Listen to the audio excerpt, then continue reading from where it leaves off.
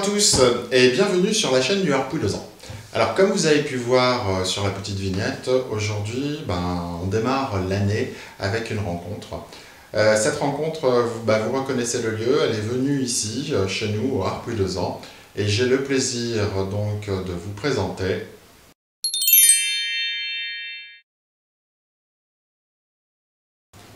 Quentin Declercq. Bonjour tout le monde. Alors, Quentin, donc tu es éleveur de chiens. Ouais. Est-ce que tu pourrais te présenter s'il te plaît? Je m'appelle Quentin Declercq, je suis éleveur de Cairn et de Westy. Je suis situé en Normandie, dans l'Orne, à côté d'Alençon, et mon âge fixe est Quentin Stutch. Et depuis combien de temps donc que tu élèves? J'élève depuis plus de 10 ans maintenant. Plus de 10 ans. D'accord. En fait, tu es un petit jeune. Tu nous as pas dit ton âge, mais aujourd'hui tu as... J'ai 31 ans. D'accord. Donc si tu élèves depuis 10 ans, on est bien d'accord, depuis 21 ans tu as commencé. Exactement. Ah oui. Et tu nous as parlé donc de ton affixe, Quentin Touch. Voilà. Ok. Comment t'es venue cette idée de cet affixe? À l'époque, je ne savais pas trop quoi mettre comme affixe parce que j'avais pas de lieu familial, j'avais pas de propriété attitrée. Et j'ai trouvé que Quentin Touch c'était plus déjà mon prénom et le touch pour ma touche personnelle, quoi. Mais moi j'aime bien en fait Quentin Touch parce que moi j'ai toujours des petits problèmes en fait, c'est d'associer des fois l'affixe avec le nom de la personne. L'avantage en fait avec ton affixe c'est que tout de suite c'est Quentin. Voilà, les gens quand ils m'appellent ils me disent vous êtes monsieur Quentin? Je dis oui, c'est mon prénom et voilà quoi. Quelque part, en fait, c'est comme un artiste qui est en train de signer un peu ses tableaux ou ses voilà. œuvres d'art. Après, tu sais ça, c'est ta marque de fabrique au niveau de... Non, je trouve, franchement, moi je trouve cet affixe très bien. Ça simplifie les choses, on voit tout de suite qui c'est et puis... Oui, c'est ça. Non, après, je trouve ça... C'est moi quoi. C'est toi, voilà, c'est Quentin. Quelle est ta race de cœur? La race de cœur où j'ai commencé depuis tout petit, c'est le Westie. Et comment tu en es venu au Westie? En Comment fait, tu l'as rencontré? Moi, je viens de la ville. Mes parents n'étaient pas du tout dans le chien. Et depuis tout petit, je voulais des chiens. Mes parents ne voulaient pas. Et jusqu'à mes 10 ans, j'ai eu un jour une surprise à la maison. Et j'ai eu une Westie. Il s'appelait Laïka. Il ou elle? Elle s'appelait Laïka. Et tu sais d'où vient ce prénom, Laïka? En fait, c'est une race de chien. Ouais. Mais à l'époque, je ne savais pas. En fait, c'est mes parents qui n'étaient pas du tout dans le chien. Ils m'ont voulu m'offrir un chien. Et à l'époque, mes parents avaient aussi contacté le Moulin MacGregor, mais ça ne rentrait pas dans leur budget. Et ils ont trouvé cette petite chienne sur une annonce. C'est une petite chienne qui avait 9 mois. D'accord. Ah oui. Et un jour, mes parents m'ont dit en mode parking que j'ai une surprise. Et voilà, j'ai eu cette petite chienne qui était attendait dans le couloir de leur appartement et ça a été toute une... Qui s'appelait Laïka. Ouais, une histoire de fou avec cette chienne, j'ai tout fait. Et tu avais quel âge quand tu l'as eu, tu me disais? 10 ans. 10 ans. Et là, c'est quand même vachement bizarre. C'est quand même vachement drôle. Ma première chienne que moi j'ai eue, j'avais 7 ans. C'était en Allemagne. C'était une petite croisée que ma mère avait ramenée. Et j'ai choisi un nom et je l'ai appelée Laïka, ma première chienne. Et pourquoi Laïka? Laïka, en fait, c'est la première chienne qui a été envoyée dans l'espace. Tu le savais? Non. Voilà. Et c'est pour ça que je voulais absolument appeler ma chienne Laïka, parce que c'était la première chienne dans l'espace. C'est fou ça, on a un point commun. C'est ça. La première chienne Laïka. C'est excellent. Ah, c'est très drôle. Ah ouais, c'est excellent. Et alors, comment tu en es venu à faire donc de ta chienne Laïka, ta petite Westie, c'est toi déjà qui l'as toilettée ou non, tu veux l'amener au salon de toilettage? En fait, à l'époque, mes parents l'emmenaient au salon de toilettage. Moi qui étais énormément passionné par les chiens et qui avait tous les magazines possibles et imaginables du monde du chien, surtout le Westie à l'époque. Et j'ai emmené mes parents, m'ont emmené dans toutes les expos possibles autour de chez nous pour voir les Westie, tout ça. Et Westie référence MacGregor, normal. Hein. Et à l'époque, moi j'avais les magazines, j'avais acheté la cassette de toilettage du MacGregor, tout le truc, trop fan, etc. Et je m'entraînais sur cette chaîne-là, quoi. Et ça a été une chienne où j'ai tout fait avec. Cette chienne est partie assez vite parce qu'elle avait des problèmes de peau. Et elle ressemblait vraiment pas à Westie au final. Cette pauvre chienne était longue, elle était pas du tout. Et toilettée par moi, mais je savais pas toiletter. Mes parents étaient vachement impliqués, ils m'avaient fait une table de toilettage, tout ça. Et en fait, cette petite chienne, je l'ai fait partir parce que ça n'allait plus. Voilà, problème de peau. Entre deux, moi qui étais très passionné du chien, et mon parcours professionnel n'était pas du tout lié à ça à la base. Comment ça, il n'était pas lié à la base?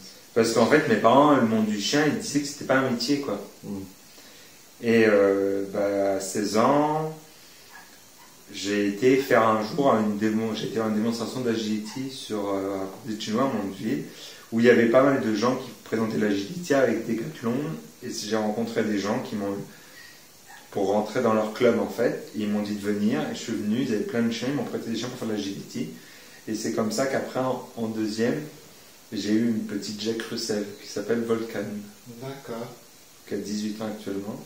Ah, qui est encore en vie, qui a 18 ans. Encore, ouais. Oh, joli. Et c'est à partir de là où je me suis impliqué totalement dans le chien. J'ai fait 2 ans d'apprentissage en pâtisserie où ça me plaisait pas du tout. Moi, ma tête était dans le chien. Tu faisais ton apprentissage en pâtisserie et à côté de ça, tes week-ends, tu faisais l'agility. Ouais, même la semaine. Même la semaine. Le mardi et le jeudi. Au taquet. Et la vie a fait que, au bout d'un an et demi, je me suis rendu compte que c'était pas du tout ma voie. Et j'ai dit que je voulais arrêter. Mon père ne voulait pas. Tu connais jusqu'au bout. J'ai pas eu mon examen, je l'ai loupé 1,5 point. Et en fait, j'ai fait tout pour arrêter en formation de toilettage. En formation de toilettage adulte. J'ai monté le dossier et tout. D'accord, tu as fait une formation de toilettage adulte. Voilà. À Saint-Gervais-de-Verne. Ah, bien. Où mes parents ont tout financé. Alors, formation adulte, t'avais quel âge du coup? 18 ans. Ah oui, jeune adulte quoi. Ouais. Ouais, d'accord. Ok. C'est ça, jeune adulte. Et c'est vrai qu'à l'époque, je connaissais pas tant de monde. Et j'ai absolument voulu faire des stages à droite et de gauche. J'ai eu la chance à ce moment-là, pendant ma formation entre deux, de rencontrer Léon Glorme et Cédric. Oui. Qui m'ont apporté quand même beaucoup. Alors, handler, c'est, si on peut décrire, c'est présentateur de chien. En fait, tout le monde ne peut pas être présentateur de chien. Et un handler, en fait, non seulement il doit savoir présenter un chien, mais il doit savoir aussi le toiletter. Enfin, il y a tout autour. C'est pas juste, ils le prennent et ils le présentent. Et il faut le mettre en valeur et tout ça. Et donc, oui, tu les as rencontrés, tu as travaillé avec eux? Ouais, j'ai travaillé avec eux, j'ai fait beaucoup d'expos avec eux. Et pendant ma formation et et après. Et j'ai rencontré beaucoup de personnes grâce à les expos que j'ai fait, tout ça. Et c'est comme ça où j'ai créé mon chemin, quoi. Et après, j'ai fait pas mal de stages. Et aussi, j'avais été en stage commercial chez une toiletteuse à Lannion, qui s'appelait Agnès Odigou, que je lui fais un petit coucou. Et où j'ai appris énormément le commercial et la rapidité chez elle, quoi. Et j'ai adoré. Je reviens vite fait sur ta formation. Ta formation adulte, elle a duré combien? 9 mois. 9 mois, d'accord, effectivement. Donc pendant les 9 mois de formation, là déjà, tu as fait d'abord ta formation et après tu es réellement rentré dans le monde cynophile où tu as rencontré... Ouais, j'avais déjà été un petit peu. Mais c'est là où ça a développé, où j'ai connu entre guillemets les plus grands. Et voilà. Et après, je me suis donné, j'ai bossé pas mal les week-ends. J'ai eu l'opportunité de faire la connaissance de McGregor, rue Tokona, et donner un peu beaucoup son savoir-faire. Donc j'ai eu la chance, aussi bien que le Westie que le Scottish, des week-ends à épiler chez elle. Donc, Moulin McGregor, donc c'est Madame Ruth O'Connor. Ouais, c'est ça. McGregor qui est quand même très connu. Qui est très connu effectivement dans les terriers d'Écosse, qui est un nom. C'est un nom, hein. Ok, oui, donc en fin de compte, t'as eu, à partir de ta formation, tu as eu une immersion quand même très importante dans le monde cynophile, quoi. D'accord. Je me suis rendu compte en fait qu'on avait quelques relations en commun, je ne savais même pas, telles que Raphaël Pénat puis Amandine Texier, que tu as connu toi pendant ta formation. Exactement, oui. D'accord. C'était en 2e année et moi j'étais en formation adulte. Alors oui, eux ils étaient en deuxième année, donc eux en fait c'était des élèves, un parcours qui sont plus jeunes que toi. Voilà, effectivement. Et toi tu étais en formation adulte. Comme moi je fais en fait au CFA de Marmande où je suis, j'ai des jeunes qui vont faire un parcours sur 2 ans et puis des adultes qui vont faire une formation sur 8 mois. Voilà. D'accord, ok. D'ailleurs, on leur dit bonjour. Hein, un petit coucou. Un petit coucou aussi du coup à Emma qui est, alors je sais pas si, voilà, Raphaël Penat, il a ouvert son deuxième salon de toilettage où il a mis Emma Bironda, donc sa contrat de qualif, non, sa contrat d'apprentissage que j'ai eu le plaisir justement d'avoir à Marmande. Et voilà, donc un petit coucou aussi à Emma et puis on te souhaite plein de bonnes choses pour la suite. Exactement. Voilà, au niveau du toilettage, on reste un petit peu sur le toilettage, on reviendra sur l'élevage après, parce que là, tu es parti là-dessus. Tu as quand même fait des concours. Oui, j'ai eu la chance de faire un concours qui m'a en classe jeune. Tu as fait un concours qui est quand même un concours international. Oui, les ciseaux d'or. Les ciseaux d'or, qui est organisé par Madame Mijo. Mijo, voilà. Okay. Et au cours de ce concours, donc, tu t'es inscrit en classe jeune. Jeune, voilà. Et qu'est-ce que tu as fait alors? J'ai fait deuxième en classe jeune, avec un Westie. French Kiss. French Kiss du Moulin MacGregor. Un super petit chien où voilà, j'ai passé du temps à le préparer pour le savoir le toiletter à la perfection. Et il y a même une anecdote là-dessus à la fin du concours. Après cette épreuve, j'ai eu Judith Camarasa qui est venue vérifier mon Westie et regardez comment j'avais fait la tête du Westie. Parce que tu l'as fait tout en épilation? Oui. J'avais fait l'épilation sauf le devant et l'arrière, mais la tête en fait, je ne la faisais pas comme les autres. Et ça m'a vraiment marqué ce moment où elle est venue vérifier mon chien, comment j'avais fait. Pour quelqu'un qui est très connu, une grande championne en Espagne quand même. Bien sûr. Ce couple est quand même top en épilation. Ouais, ça m'a marqué. Ça t'a marqué. Ouais. Tu m'étonnes, c'était impressionnant et en même temps un petit côté de satisfaction. Quoi. Ouais, dire quelqu'un qui est venu, qui est connu, qui est venu me voir, j'ai dit waouh. Première, en sachant que tu n'es pas toiletteur professionnel, parce que tu n'as pas une boutique ou quoi que ce soit, premier concours en classe jeune, faire deuxième classe, tu sortais un petit peu de nulle part, personne ne devait te connaître. Pas dans ce milieu-là. Oui, pas dans ce milieu. On ne te connaissait pas dans le milieu de toilettage, mais plus dans le milieu de concours de beauté. Et se placer en deuxième, moi je dis respect, quoi. Bravo, franchement, bravo Quentin. Alors, on va revenir, si tu veux, un peu maintenant sur le monde de l'élevage. Donc, tu nous as dit maintenant que ça fait 10 ans que tu es installé. Donc, parmi tous tes chiens, quel est le chien que tu as qui a le plus de titres? Mon chien qui a eu le plus de titres, c'était un Parson. D'accord. Quand j'ai commencé avec les handlers, tout ça, j'étais tombé avec l'agility. J'ai voulu faire de l'agility, j'en ai fait pendant 2 ans à fond avec compétition et je voulais un Parson. J'avais une petite chienne qui faisait de l'agility qui s'appelait Volcan, mais qui n'était pas du tout assez bien pour les expos. J'ai été 2-3 fois en Belgique, etc. Je me suis rendu compte que ça n'allait pas. Et j'ai eu la chance avec Modeste Cédric de m'acheter un super Parson qui s'appelait Coconon de la Roche-Turpin, où ça a été grâce à ce chien-là où j'ai fait mon parcours d'exposition, où j'ai gagné des super titres avec. Et alors, les titres qu'il a eu? Il a été champion d'Europe, champion de France, Espagne, Portugal, Monténégro et international. Joli. Est-ce que tu peux juste nous dire la différence entre un jack et un Parson?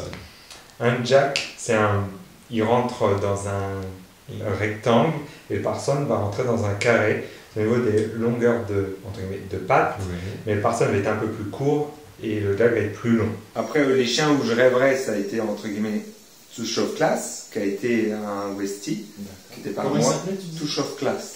Touch of Class.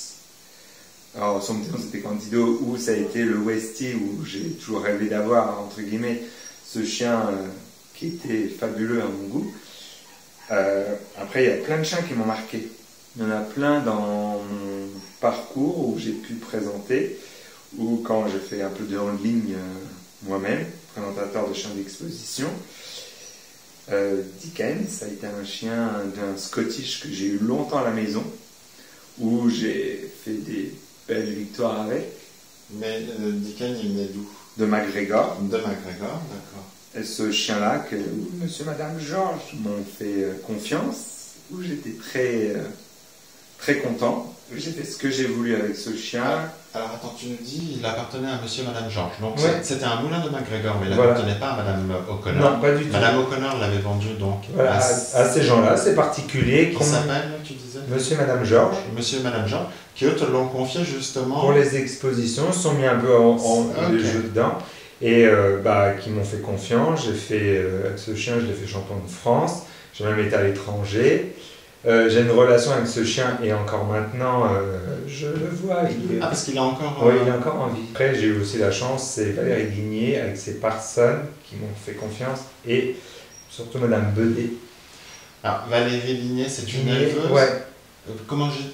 Valérie Guigné. Guigné. McFly. McFly, c'est une éleveuse.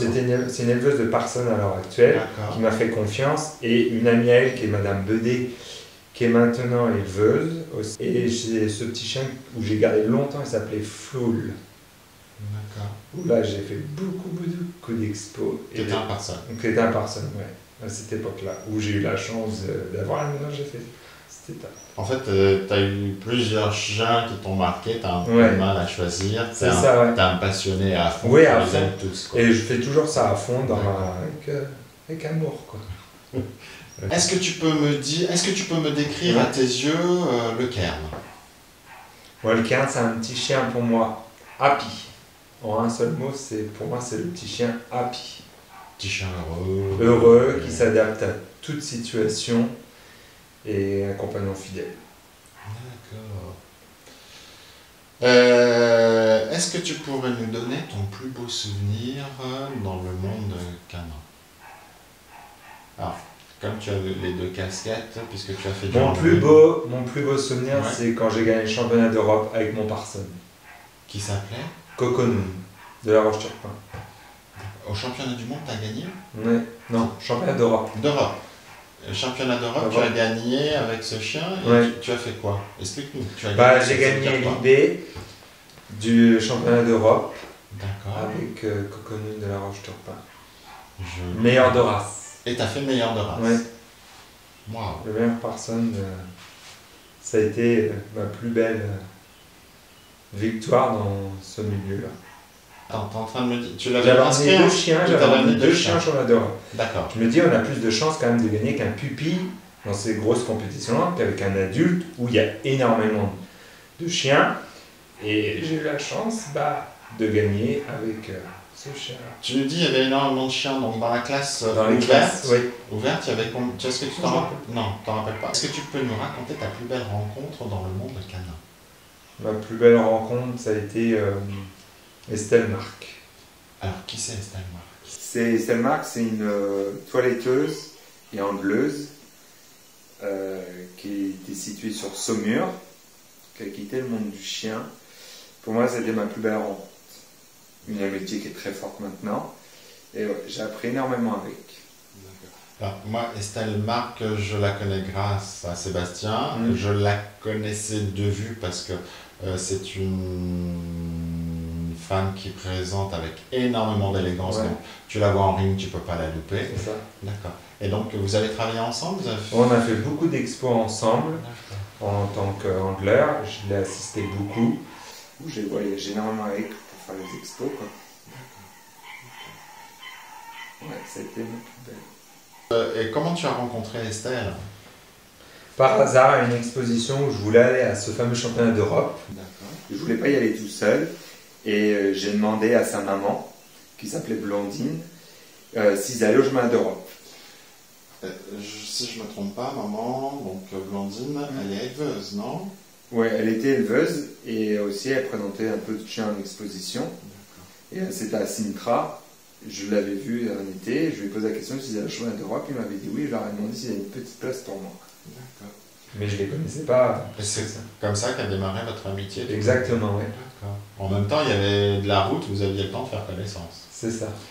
Ok. Et c'est en plus de ça, c'est là où tu as eu ta victoire avec ton parceur. Exactement. Joli. En fait, ça a été un week-end où tu as fait une très très belle rencontre. C'est ça. Plus une très belle victoire. Exactement. Ouais, ben, respect. Alors, on en vient à la question, comment tu as rencontré donc Sébastien? J'ai rencontré sa Sintra Dibaji.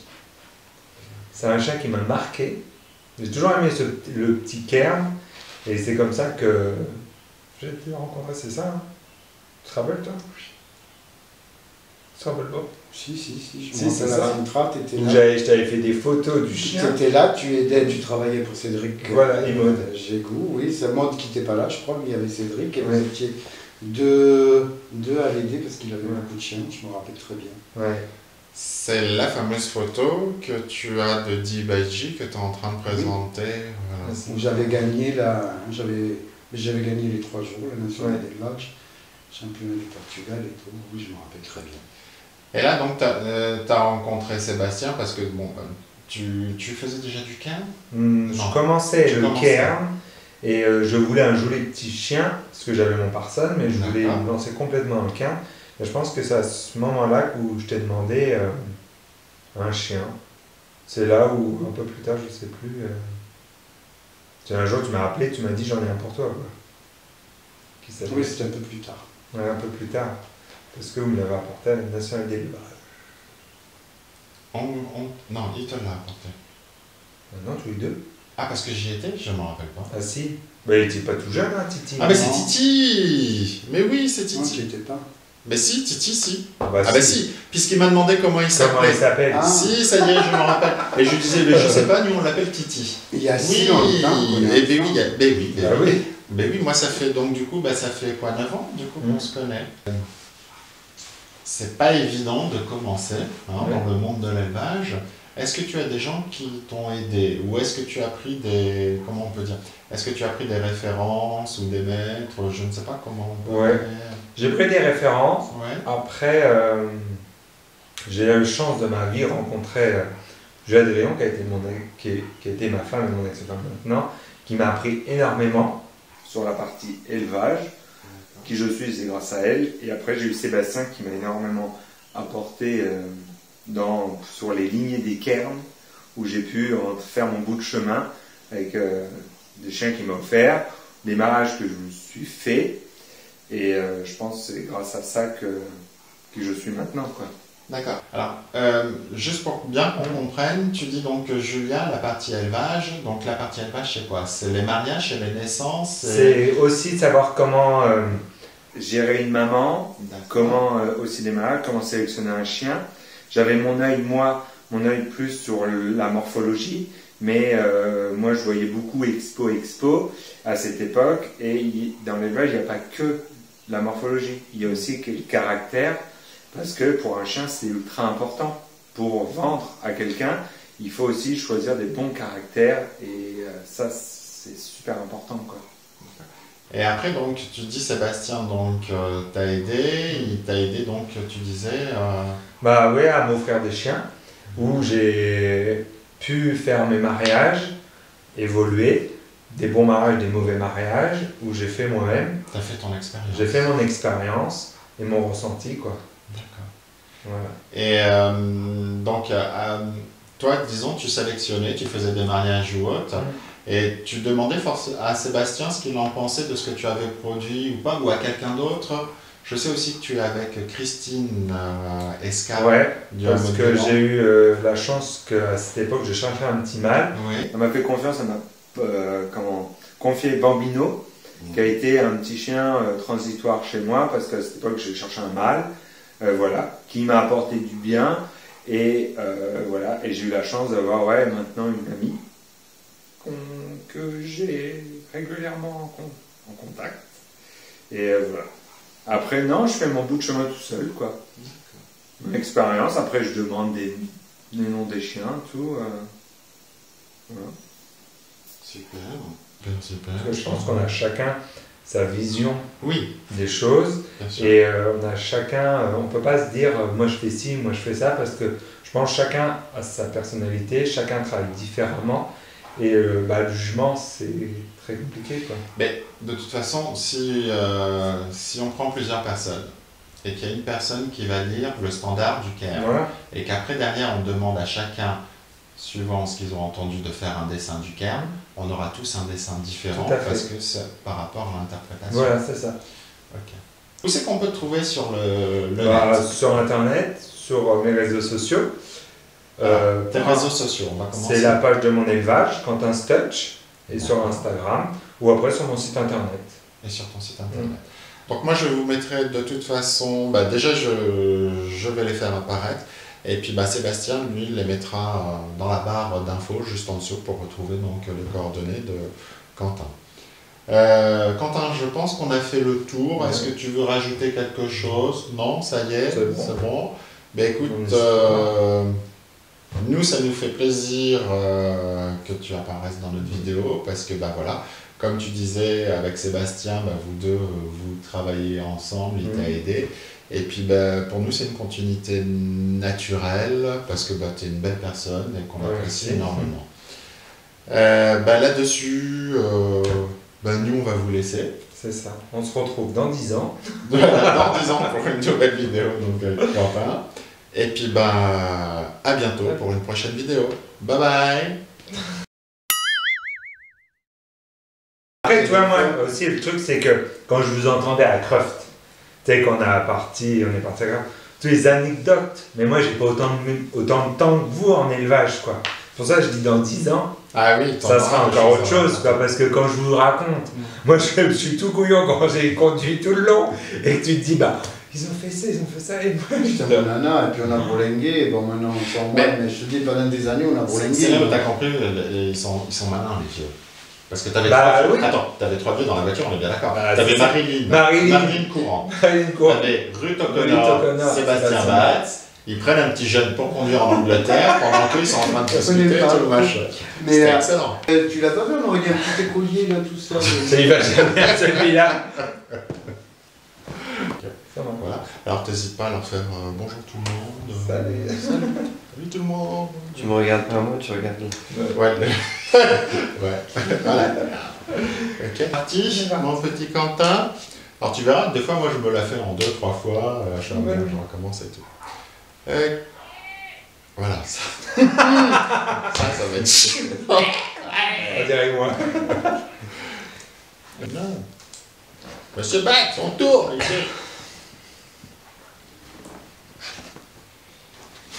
Mais il fait chaud, je trouve. Ok. Pop, ça on a fait. Ça on a fait. Depuis combien de temps tu l'as? Ok. C'est quoi en fait? Non, quelle est ta... Voilà, je refais. Quelle est ta race de cœur? Ça. Camarasa. C'est ça? Oui. Camarasa. Après, ouais, après cette épreuve, j'ai eu Camarasa qui est venu. Attends, parce que là t'en Ouais, après cette épreuve. Non, tu disais merde bien, putain. Ouais, petite. T'es vachement à l'aise. Par contre, au niveau des conneries, on n'a pas des masses, hein, pour Non. le mec, il est trop bien. C'est jeudi.